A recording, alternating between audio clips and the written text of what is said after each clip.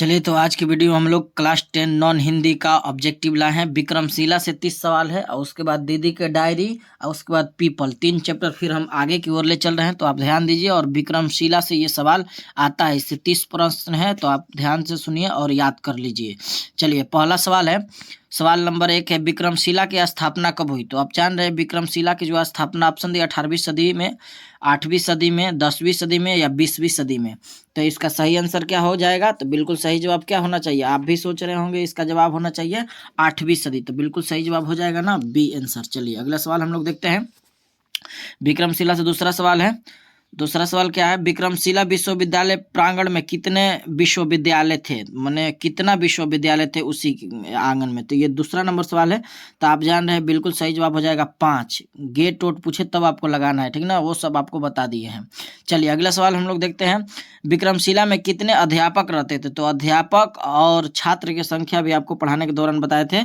तो बिल्कुल सही जवाब हो जाएगा 3 नंबर का है ना बी आंसर। 1000 जो है ना क्या रहते थे विक्रमशिला में? अध्यापक रहते थे। चलिए अगला सवाल, आचार्य विक्रम पूर्ण आचरण एवं उनकी अखंडशील संपन्नता से अभिभूति होकर विश्वविद्यालय यानी होकर विद्यालय का नाम क्या रखा गया? तो विद्यालय का जो नाम है ना उसको रखा गया था। इसका सही आंसर हो जाएगा 4 नंबर सवाल है ना, तो इसका सही आंसर होगा विक्रम विश्वविद्यालय। तो आसान सा सवाल है। अगला सवाल हम लोग देखते हैं, विक्रम विश्वविद्यालय पाठ साहित्य की कौन सी विधा है? तो ये तो सब आपको छोड़ना नहीं है कि विक्रमशिला जो है वो क्या है। तो बिल्कुल बिल्कुल सही जवाब ये निबंध है, सही जवाब हो जाएगा ये बी। चलिए अगला सवाल देखते हैं, विक्रमशिला का अतीत और वर्तमान कौन सुन रहा है? तो ये आपको बताने के दौरान आपको बताए हैं कि विक्रमशिला का स्वयं खुद विक्रमशिला सुन रहा है। तो सही जवाब हो जाएगा सी। चलिए अगला सवाल हम लोग देखते हैं, सवाल नंबर 7 है, विक्रमशिला विश्वविद्यालय में कुल कितने गेट थे? तो विक्रम विश्वविद्यालय में विक्रमशिला में कितने कुल गेट थे? तो 7 नंबर का सही जवाब हो जाएगा 6। अगला सवाल, किस सदी में पूर्ण एशिया महादेश का ज्ञान दान का सबसे बड़ा केंद्र था? तो इसका आंसर हो जाएगा 8 नंबर। 8 नंबर सवाल का बिल्कुल सही जवाब हो जाएगा 10वीं और 11वीं सदी। चलिए अगला सवाल हम लोग देखते हैं, 9 नंबर, विक्रमशिला विश्वविद्यालय और उसके महाविद्यालयों में पाठ्यक्रम का माध्यम क्या था? मतलब किस भाषा में? तो आप जान रहे हैं संस्कृत होगा। बिल्कुल सही जवाब हो जाएगा 9 नंबर का बी। अगला सवाल हम लोग देखते हैं, विक्रमशिला में पुरातात्विक खनन के दौरान भूमि स्पर्श मुद्रा में किसकी प्रतिमा मिली? यानी जब खुदाई किया जा रहा था उस वक्त किस जो है ना क्या मिला था, मतलब किस भगवान का मूर्ति मिला था, प्रतिमा प्राप्त हुआ था? तो सवाल नंबर 10 का सही आंसर क्या हो जाएगा? भगवान बुद्ध की। सही जवाब हो जाएगा भगवान बुद्ध की। चलिए अगला सवाल हम लोग देखते हैं, आर्यभट्ट किस क्षेत्र में विश्व प्रसिद्ध है? तो आर्यभट्ट आप जान रहे हैं खगोलविद है ना, तो खगोलविद सही जवाब हो जाएगा 11 नंबर का ए हो जाएगा। चलिए अगला सवाल हम देखते हैं, लामा संप्रदाय की शुरुआत किसने की थी? ये VVI क्वेश्चन है, ये आता है हर समय। तो आपको याद होना चाहिए कि लामा संप्रदाय के जो है ना इसका सही आंसर हो जाएगा 12 नंबर का बी आंसर, अतिश दीपांकर है ना। तो सही जवाब हो जाएगा अतिश दीपांकर, ये सही जवाब हो जाएगा। चलिए अगला सवाल हम लोग देखते हैं, आधुनिक भागलपुर जिला किस प्राचीन महाजनपद नाम से प्रचलित है? यानी जो अभी का नाम भागलपुर है वो पहले क्या था? तो आप जान रहे हैं उसी का नाम 13 नंबर का सही जवाब हो जाएगा अंग, ठीक ना, अंग हो जाएगा। अगला सवाल हम लोग देखते हैं, पुरातात्विक खनन के कितने फीट भूमि स्पर्श मुद्रा भगवान की बुद्ध की प्रतिमा प्राप्त हुई? माने जो बुद्ध भगवान की मूर्ति प्राप्त हुआ था वो कितना फीट का था? ऑप्शन है 3 फीट, बी 4 फीट, सी 4.5 फीट, 5 फीट, ये डी 5 फीट। तो सही आंसर 14 नंबर का क्या होगा? तो बिल्कुल 4.5 फीट का था, सही जवाब हो जाएगा ये। अगला सवाल 15 नंबर, विक्रमशिला क्या है? तो विक्रमशिला एक विश्वविद्यालय है ना। तो 15 नंबर का सही, 15 16 15 नंबर है, तो बिल्कुल सही जवाब हो जाएगा ना विश्वविद्यालय है, तो बिल्कुल सही जवाब हो जाएगा। चलिए अगला सवाल, अंग महाजनपद नाम से लोकप्रिय था?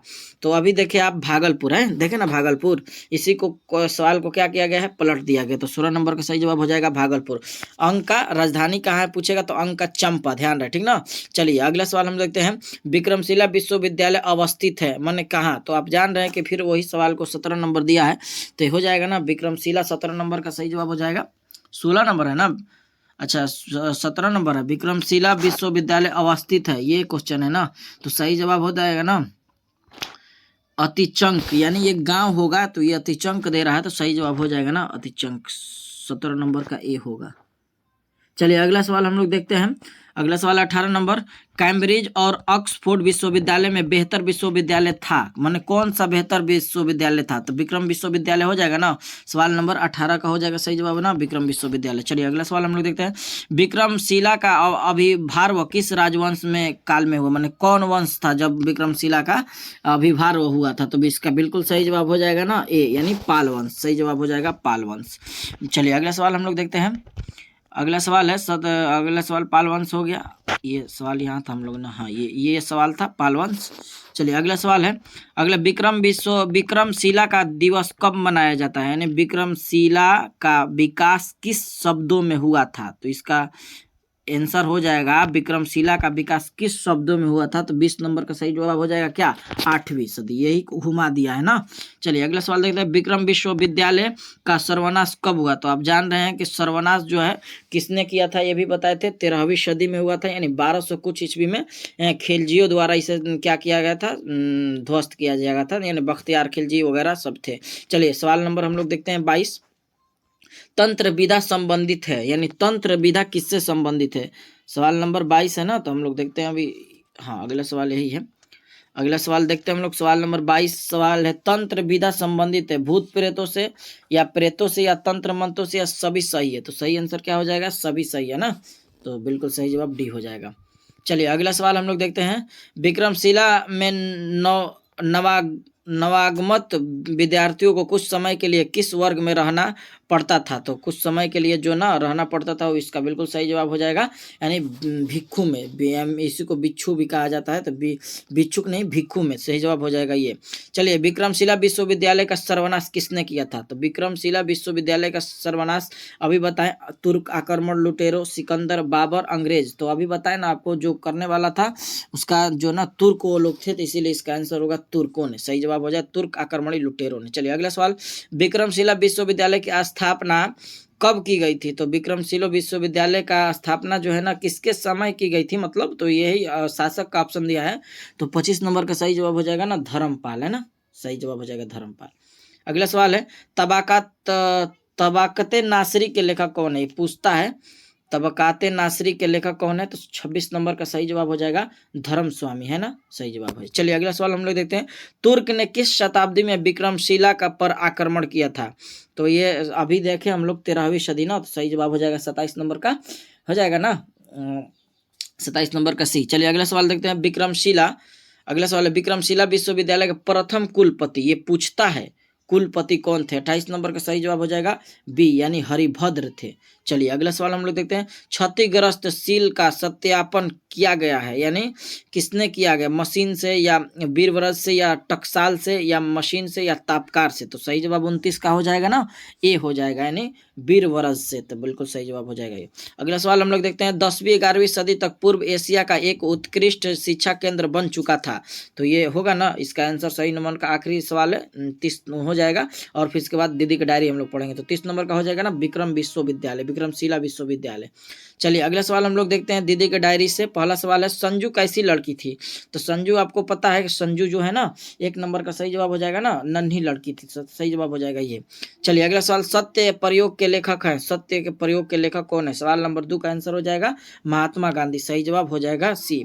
अगला सवाल है, गद्य साहित्य की नई में विधा है, तो ये क्या है? माने गद्य साहित्य की नई विधा क्या है? तो डायरी है, रेखाचित्र, एकांकी या कविता है? तो 3 नंबर का सही जवाब हो जाएगा ना डायरी है, तो सही जवाब बी हो जाएगा। अगला सवाल हम लोग देखते हैं, किसकी डायरी का वर्णन पाठ में किए गए हैं? तो किसकी डायरी? तो संजू की डायरी ना, दिया दीदी की डायरी, 3 कौन नंबर सवाल है? 4 नंबर ना, तो बिल्कुल सही जवाब हो जाएगा ना दीदी की डायरी, है ना।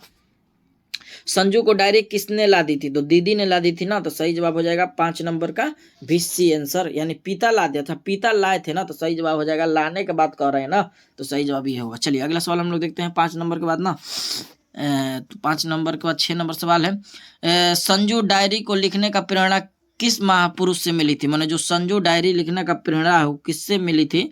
तो सही जवाब हो जाएगा ना ऑप्शन, यानी कै नंबर सवाल है? 6 नंबर का बी हो जाएगा, तो सही जवाब हो जाएगा ना बापू से। चलिए अगला सवाल देखते हैं हम लोग, 8वीं कक्षा में पढ़ती थी, तो 8वीं कक्षा में जो है ना संजू पढ़ती थी, सही जवाब सी हो जाएगा। अगला सवाल, संजू पिकनिक मनाने गई थी, तो 3 जनवरी 97 को, 3 जनवरी 97 यानी 1997 आपको पढ़ाए थे, ये क्या है? चलिए अगला सवाल, किताब पढ़ने का शौक किसे किससे था? तो किताब पढ़ने का शौक संजू का था। अगला सवाल, संजू किस सहेली के शादी में बचपन में ही कर दी गई थी? तो ये आप जान रहे हैं, नीलू की शादी बचपन में ही कर दी गई थी। अगला सवाल, संजू ने जिस गांधी साहित्य को पढ़ा उसका नाम क्या था? तो उसका नाम था सत्य का प्रयोग। चलिए अगला सवाल देखें भी कि सत्य का प्रयोग के लेखक कौन थे। 4 जनवरी 1997 को संजू डायरी में किसके बारे में बताया? तो ये आपको पता है, ये किसके बारे में बताई थी? तो सवाल नंबर 12 का आंसर हो जाएगा ना, तो सही जवाब हो जाएगा ना, ये जापानी लड़की तोतो चान की कहानी, सही जवाब हो जाएगा ये। चलिए अगला सवाल, संजू डायरी लिखने की प्रेरणा जो है ना कैसे मिली? तो वो गांधी साहित्य से या विद्यालय से या पिता से या माता जी से। 13 नंबर का सही जवाब हो जाएगा ना, सही जवाब हो जाएगा गांधी साहित्य से, तो सही जवाब ये हो जाएगा गांधी साहित्य। 14 नंबर सवाल देखते हैं, रोज नामचा का क्या अर्थ है? रोज नामचा का अर्थ जो पूछा जा रहा है वो क्या है? तो सही जवाब हो जाएगा ना, रोज किए जाने वाले क्रियाकलाप को ही रोज नामचा कहा जाता है। चलिए अगला सवाल, संजू को उपहार में क्या मिलता था? तो संजू को उपहार में 15 नंबर का हो जाएगा ना, कॉमिक्स है, सही जवाब हो जाएगा। नहीं 15 नंबर का जवाब नहीं तो पुस्तक हो जाएगा ना, तो सही जवाब हो जाएगा पुस्तक। चलिए अगला सवाल हम लोग देखते हैं 16 नंबर, 15 नंबर, 16 नंबर, स्कूल में संजू किस चीज की तलाश में रहती थी? तो आपको पता है चटपटी पुस्तक की तलाश में रहती थी ना, तो सही जवाब हो जाएगा ए।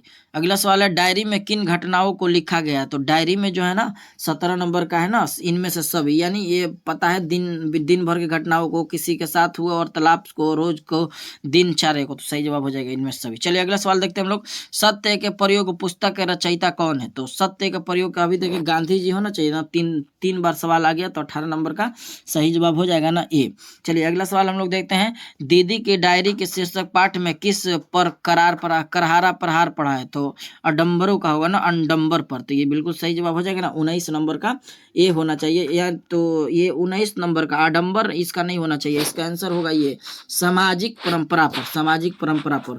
देखिए एक दो वीडियो में हो सकता है कि एक दो गलत आंसर लग गया है, तो आप उसे इग्नोर कीजिएगा, कभी कभी गलत हो जाता है पढ़ाने के दौरान, यानी समझ नहीं, कभी कभी लगाना होता है बी और लग जाता है सी, तो इस तरह से गलती हो जाता है एक दो, तो आप उसे इग्नोर करेंगे, ठीक ना। चलिए अगला सवाल हम लोग देखते हैं, संजू ने दीदी डायरी के जो पृष्ठ पढ़े वो किस महीने के थे? तो पढ़े जो किस महीने के, सवाल नंबर 20 का सही आंसर हो जनवरी का। देखिए पढ़ाने में कभी कभी इंसान से गलती हो जाता है, तो उसको इग्नोर करके चलना है, और ज़्यादा हम कोशिश करते हैं कि गलत ना पढ़ाएं, यानी बहुत ही सही हम करते हैं कि गलत ना पढ़ाएं, जब बच्चों को सही जानकारी दी जाए। चलिए सवाल नंबर 21 हम लोग देखते हैं, सवाल नंबर 21 क्या है, संजू कैसी लड़की थी? तो अब जान रहे हैं संजू सभी लोग कि संजू हंसमुख लड़की थी, सही जवाब हो जाएगा ए। अगला सवाल, संजू को क्या पढ़ने का शौक था? तो संजू को क्या पढ़ने का शौक था? तो सही आंसर हो जाएगा ना सभी, यानी कहानी भी, कविता भी, कॉमिक्स भी, इसीलिए सभी हो जाएगा। अगला सवाल, तोतो चान किसकी कहानी है? तो आप जान रहे तोतो चान अभी हम लोग देखे जापानी लड़की का, सही जवाब हो जाएगा ना 23 नंबर का हो जाएगा ना बी। चलिए अगला सवाल हम लोग देखते हैं, दीदी की डायरी साहित्य की कौन सी विधा है? दीदी की डायरी जो है साहित्य की कौन सी विधा है? कहानी है, डायरी है, तो ये डायरी ना है, डायरी हम लोग पढ़ रहे हैं, तो 24 नंबर का सही जवाब हो जाएगा सी। चलिए नीलू कक्षा में क्या आती थी? तो नीलू हमेशा कक्षा में जो है ना वो क्या आती थी? तो सही जवाब हो जाएगा प्रथम। अगला सवाल है, विद्यालय के सांस्कृतिक कार्यक्रम का मुख्य पात्र क्या था? तो विद्यालय के जो है ना मुख्य सांस्कृतिक कार्यक्रम था वो क्या था? तो आपको सही जवाब हो जाएगा ना, 26 नंबर सवाल है ना, तो हो जाएगा ये संस्कृत जो असल में मुख्य पात्र थी वो दीदी थी, माने कौन किसका किरदार था? तो दीदी, सही जवाब हो जाएगा बी। चलिए अगला सवाल हम लोग देखते हैं, आखिरी सवाल है चैप्टर का, शादी बंधन के कारण किसकी पढ़ाई बंद हुई? तो आप जान रहे हैं नीलू की पढ़ाई जो है बंद हो गई थी। चलिए अगला चैप्टर हम लोग देखते हैं, पीपल से भी क्वेश्चन को, छायावादी कविता की उल्लेखनीय विशेषता क्या है? तो छायावादी कवि के जो उल्लेखनीय विशेषता है वो क्या है? तो सही जवाब हो जाएगा ना ए हो जाएगा, तो सही जवाब हो जाएगा प्राकृतिक चित्रण में। चलिए अगला सवाल हम लोग देखते हैं, अगला सवाल है, पीपल का पेड़ मानव सभ्यता के लिए है? तो ये है अति उपयोगी, तो सही जवाब हो जाएगा बी। अगला सवाल देखते हैं, प्राकृतिक चित्रण कविता की उल्लेखनीय विशेषता क्या है? तो उल्लेखनीय विशेषता है छायावादी, सही जवाब सी हो जाएगा। चलिए अगला सवाल, किसके पास खड़ा हो पीपल कला कल छल छल सुनता रहता है? तो आप जान रहे हैं निर्झर, सही जवाब हो जाएगा बी। चलिए अगला सवाल हम लोग देखते हैं, ऊपर विस्तृत नल नील नील नील नील नीचे वसुध में नदी झील जामुन तमाल इमली करील प्रस्तुत पंक्तियां किस कविता के? इतना लंबा चौड़ा ले रहा है, अब जान रहे हैं पीपल चल रहा है, तो सही जवाब हो जाएगा ना पीपल, तो 5 नंबर का सही जवाब हो जाएगा ना सी। चलिए अगला सवाल हम लोग देखते हैं, विविध बदलाव का साक्षी है? तो विविध बदलाव का साक्षी क्या है? तो सही जवाब हो जाएगा ना इसका सही जवाब हो जाएगा ए यानी पीपल। अगला सवाल हम लोग देखते हैं 7 नंबर, रो रो कर रात गुजारता है। तो रो रो कर रात जो है ना गुजारता है, जो इसका सही आंसर हो जाएगा ना चकोर। अगला सवाल है, प्राकृतिक सौंदर्य देखकर गाने के लिए बिहल होता है। तो कौन होता है? तो इसका सही आंसर हो जाएगा 8 नंबर सवाल का सही आंसर हो जाएगा सी यानी बुलबुल। चलिए अगला सवाल हम लोग देखते हैं, इसमें 20 सवाल है।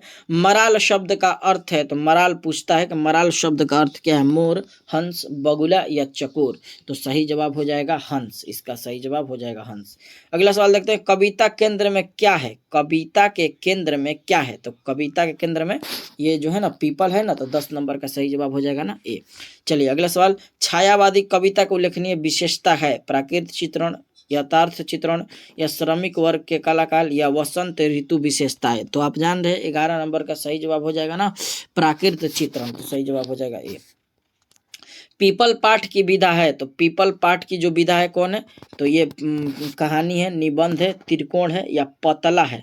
तो 12 नंबर का सही जवाब हो जाएगा ना कहानी। कहानी होना चाहिए, ये आप जान रहे हैं क्या है। चलिए अगला सवाल हम लोग देखते हैं, कवि के अनुसार पीपल के पत्ते का आकार है, माने जो कवि है उसके अनुसार जो है कैसा आकार है? तो आप जान रहे हैं उसके अनुसार गोल है। सही जवाब हो जाएगा ए। चलिए अगला सवाल, निर्झर के पास पीपल सुनता रहता है, कल कल छल छल। कल कल छल छल 14 नंबर सवाल है। तो कल कल छल छल यह पंक्ति किसके द्वारा रचित है? तो ये आप जान रहे हैं पीपल, हम याद करवाए थे गोपाल सिंह नेपाली। तो सही जवाब हो जाएगा 14 नंबर का ये हो जाएगा, ठीक ना। चलिए अगला सवाल हम लोग देखते हैं, भारतीय संस्कृति में पीपल वृक्ष का स्थान कैसा है? तो आप जान रहे हैं पूजनीय है। तो सही जवाब हो जाएगा 15 नंबर का ए हो जाएगा। चलिए अगला सवाल देखते हैं 16 नंबर, पीपल शीर्षक कविता के कवि कौन है? पीपल से अभी आया है गोपाल सिंह नेपाली। तो 16 नंबर का भी सही जवाब हो जाएगा ए। 17 नंबर, पीपल हिंदी साहित्य में किस काल की कविता है? तो इसका सही जवाब हो जाएगा पीपल 17 नंबर है ना, तो सही जवाब हो जाएगा छायावाद। पीपल वृक्ष में किस गैस का उत्सर्जित करता है? पीपल जो का वृक्ष है वो किस गैस का उत्सर्जित यानी अपने ओर लेता है ना, तो नाइट्रोजन, कार्बन डाइऑक्साइड या ऑक्सीजन या हाइड्रोजन। तो सही जवाब हो जाएगा ना ऑक्सीजन। पीपल कविता में किस भाव का व्यंजना हुई है? तो 19 नंबर का सही जवाब हो जाएगा ना जंगल के प्राकृतिक सौंदर्य। चलिए आखिरी सवाल है इस चैप्टर का, कैसा वातावरण मिलने पर बुलबुल पंछी गाने लगते हैं? सूर्योदय होने से पहले, संध्या से पहले, भरी दोपहरी में या पावस के फुहारे शीतल बयार बहने पर। तो सही आंसर हो जाएगा, आप लोग भी सोच रहे हैं पावस की फुहार और शीतल बयार बहने पर। तो सही जवाब हो जाएगा ये।